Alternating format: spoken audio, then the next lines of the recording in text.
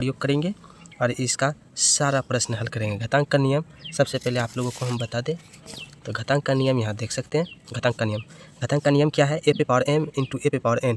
मतलब ये क्या है? ये पावर, ये क्या है? m पावर के रूप में, ये पावर है और ये क्या है? बेस है। ये पावर, ये बेस है। ये बेस जब सेम रहता है तो पावर क्या होता है? जुड़ता है। ठीक। अब यहाँ पे ए पे पावर m भागा ए पे पावर n, जब बेस सेम रहे और भाग में रहे तो पावर क्या होता है? तो जो बड़ा रहता है उसी में घटता है। ये छोटा पावर उसमें घट जाएगा। जैसे m बड़ा है यहाँ पे दिखा दिया, n छोटा है, इस तरह करके। तो ए पे पावर m और फिर ब्रैकेट और इस पर पावर के ऊपर पावर रहे तब इसमें ये हल लगाएंगे। कौन सा फॉर्मूला? ये वाला। पावर के ऊपर पावर रहे तो ये ब्रैकेट जब टूटेगा तो पावर पावर गुना हो जाएगा यहाँ पे।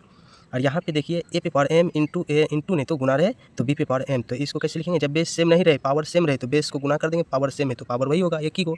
ठीक। ए पे पावर m बी पे पावर m। यहाँ भाग में भी जब बेस सेम नहीं रहे, यहाँ बेस सेम था तो क्या हुआ? पावर घटा। यहाँ जब बेस सेम नहीं रहे तो ए और बी लिख देंगे भाग में और यहाँ पे क्या लिख देंगे? पावर, दोनों का लिख देंगे।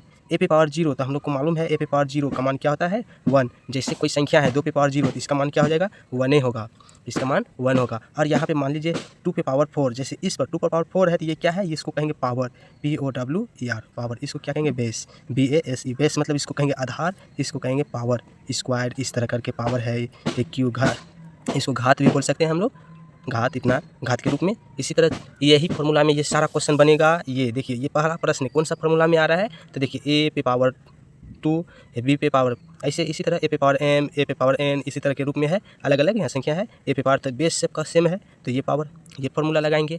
हम लोग चलते हैं।